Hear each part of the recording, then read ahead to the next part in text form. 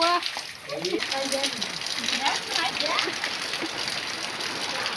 এই রে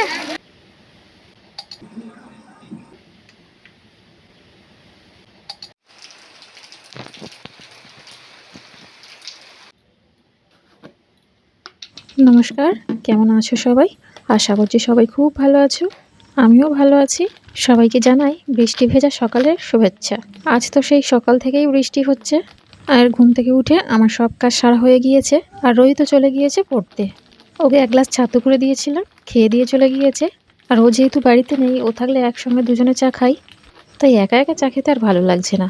ভাবলাম একটু ছাতু করে খেয়ে নিই। আর একটু কিছু না খেলে সেই খেতে খেতে বেলা 11টা বেজে যায়। রান্না করতে করতে প্রতিদিনই সেই 11টা বেজে যাবে আমার টিফিন খেতে। তাই অল্প একটু কিছু না খেলে খুব খিদে পেয়ে যায়। ছাতু খেতে এসে দেখি ছাতুটা শেষ হয়ে গিয়েছে, তাই একটা প্যাকেট কেটে নিলাম। তবে আমার মনে হয় চা খাবার থেকে ছাতু খাওয়াটা অনেক বেশি উপকারী। কিন্তু ওই যে চা খেতে খেতে একটা অভ্যেস হয়ে গিয়েছে। তবে নেশা হয়নি, চা না খেলেও আমার চলে যাবে। আমাদের বাড়িতে সবাই তো চা খায়, আর ওই যে বললাম আমার টিফিন খেতে খেতে বেলা 11টা বেজে যায়। তাই একটুখানি চা আর এক মুঠো মুড়ি খেয়ে নিলেই ব্যাস।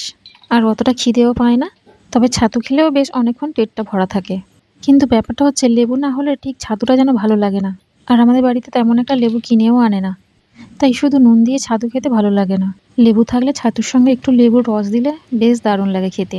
কদিন আগে আমার মাসির শাশুড়ি এসেছিল আমাদের বাড়িতে। ওনাদের লেবু গাছ আছে, ওই যে গন্ধরাজ লেবু। তো উনি 8-10টা লেবু এনেছিল আমাদের বাড়িতে।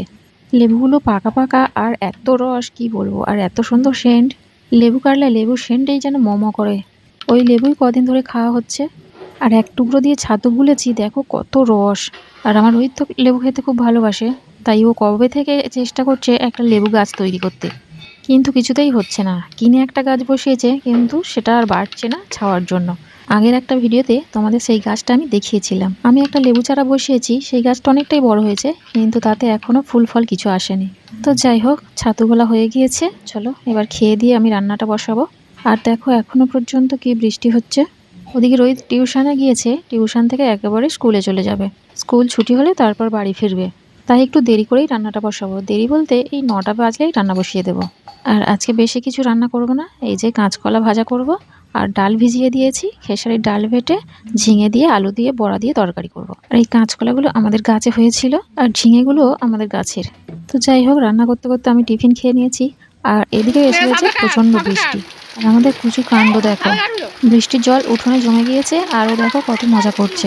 কই ধর ধর, ওই তো কই মাছ না শোল মাছ।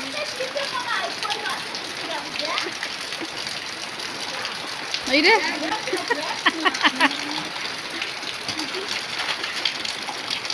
এটা বড় শোল মাছ গো, ধরো না।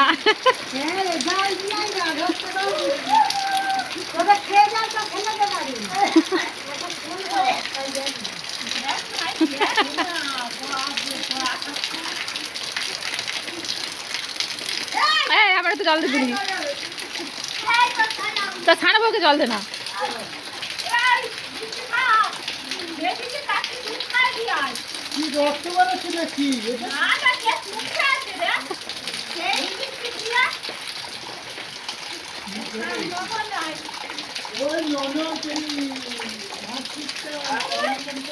উঠ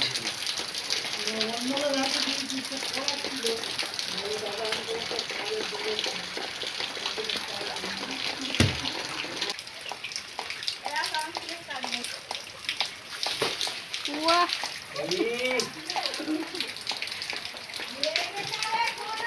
থাকলে একদম কেটে বেরিয়ে যাবে।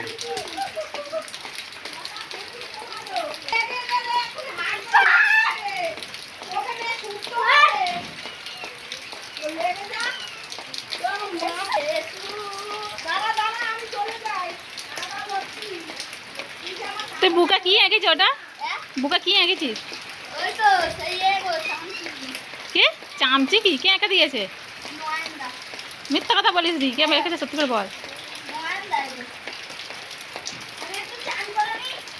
ওর কাণ্ডটা দেখেছো? ছোটবেলার এইসব কাণ্ডগুলোই বেশ ভালো লাগে, তাই না? আমরা যখন ছোট ছিলাম, তো আমরাও তখন কত মজা করেছি বৃষ্টি হলে। আর এখন তো বৃষ্টির জলে ভিজলে আর দেখতে হবে না। সত্যি সেই সব দিনগুলো কত ভালো ছিল, তাই না? তো যাই হোক, সময় তো আর কারোর জন্য থেমে থাকে না, একদিন সবাই বড় হবে।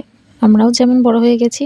তো রান্নাবান্না সেরে আমি থালা বাসনগুলো মেজে নিয়েছি, তারপর রান্নাঘরটাকে মুছে নিয়েছি, তারপর চান করে চলে এসেছি। এই যে সিরামটা কিনেছি কিছুদিন আগে অনলাইন থেকে, এর মনেই থাকে না মাখতে, মাঝে মাঝে যখন মনে পড়ে তখন মাখি, তারপরে আবার ভুলে যাই। আজকে চান করে এসে একটু মেখে নিলাম। আর আমি না সত্যি জানতাম না যে সিরাম মাখার পরে ময়েশ্চারাইজার মাখতে হয়। এর আগে আমি একটা সিরাম ইউজ করেছিলাম, কিন্তু তখনও জানতাম না যে সিরাম ইউজ করার পরে ময়েশ্চারাইজার মাখতে হয়।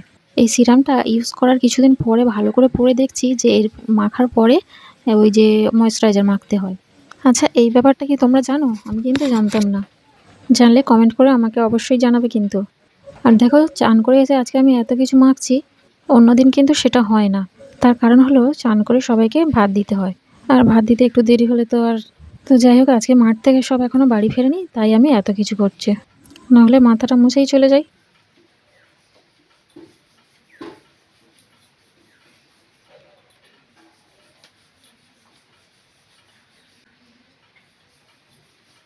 অনেক হলো নিজের যত্ন, চলো এবার খেতে যাই। সবাই চান করে চলে এসেছে, তো ভাত টাত খেয়ে নিয়েছি। তারপরে হচ্ছে রোহিত এলো বাড়িতে, ওকে খেতে দিয়ে দিয়েছি। আর জানো তো, বৃষ্টিদের একটা বিলুতি আমড়া গাছ আছে, আমড়া গাছে বেশ অনেকগুলো আমড়া হয়েছিল, আজকে পেরেছে, তাই বাড়ির সবাইকে দিয়েছে, আর আমাদের দিয়েছে 5টা। রোহিতকে ভাত দিয়ে তারপরে আমি বসে গেছি আমড়াগুলোকে কাটতে।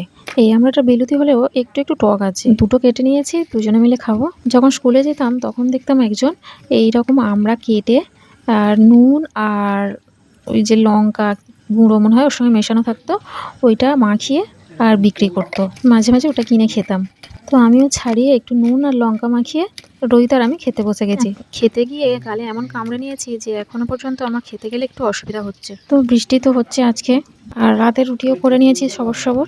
তো আমার কাছে না অনেকগুলো ব্লাউজের পিস ছিল, এই পিসগুলো বাদ দিই, মানে এগুলো কোনো কাজে আসে না, বেকার পড়ে আছে, তাই ভাবলাম কিছু কেটে নিই। তাই লম্বা লম্বা করে কেটে নিলাম। কেটে নিয়ে কী বানাবো সেটা দেখাবো পরের ভিডিওতে। তাহলে চলো, ভিডিওটা আজকের মতো এখানেই শেষ করছি। ভিডিওটা ভালো লাগলে একটা লাইক করে দেবে, আর আমার চ্যানেলটাকে সাবস্ক্রাইব করে দেবে।